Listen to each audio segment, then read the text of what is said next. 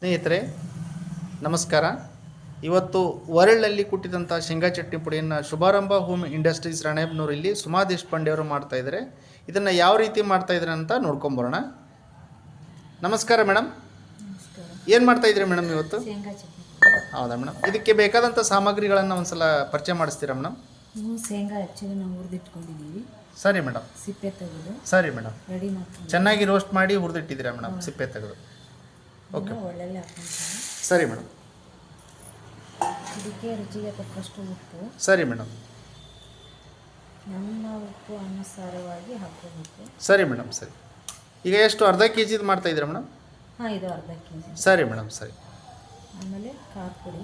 Okay, ಅಚ್ಚ ಖಾರದ ಪುಡಿ. ಹಾಂ, ನಿಮಗೆ ಎಷ್ಟು ಖಾರ ಬೇಕಾಗುತ್ತೆ ಅಷ್ಟು ಖಾರ ಪುಡಿಯನ್ನು ಹಾಕಬೇಕು. ಅಂದರೆ ಇದು ಶೇಂಗಾ ಚಟ್ನಿ ಪುಡಿ ಯಾವಾಗಲೂ ಒಂದು ಸ್ವಲ್ಪ ಖಾರವಾಗಿದ್ದರೆ ಚೆನ್ನಾಗಿರುತ್ತಲ್ಲ ಮೇಡಮ್? ಚೆನ್ನಾಗಿರುತ್ತೆ.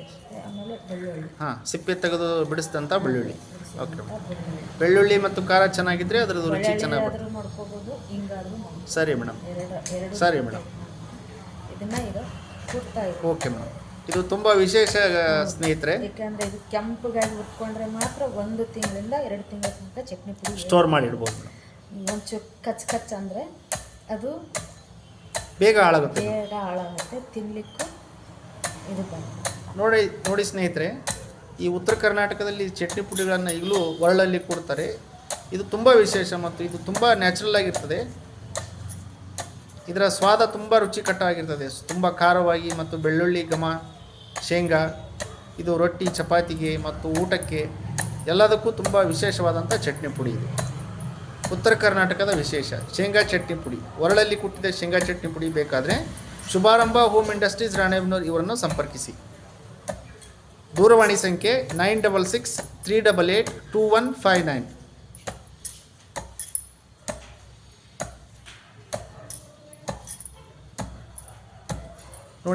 ನೋಡಿ ಸ್ನೇಹಿತರೆ, ಯಾವ ರೀತಿ ಇದನ್ನು ಒಳ್ಳಲ್ಲಿ ಕೊಡ್ತಾ ಇದ್ದಾರೆ ಶೇಂಗಾ ಚಟ್ನಿ ಪುಡಿಯನ್ನು. ತುಂಬ ಅದ್ಭುತವಾದ ರುಚಿ ಇರ್ತದೆ ಇದು, ತುಂಬ ಖಾರವಾಗಿ ಬೆಳ್ಳುಳ್ಳಿ ಘಮದೊಂದಿಗೆ. ಮೇಡಮ್, ನೀವು ಯಾವಾಗಲೂ ಇದನ್ನು ಒಳ್ಳಲ್ಲಿ ಕೊಡ್ತೀರಾ? ಹೌದು, ಒಳ್ಳೆಲ್ಲ.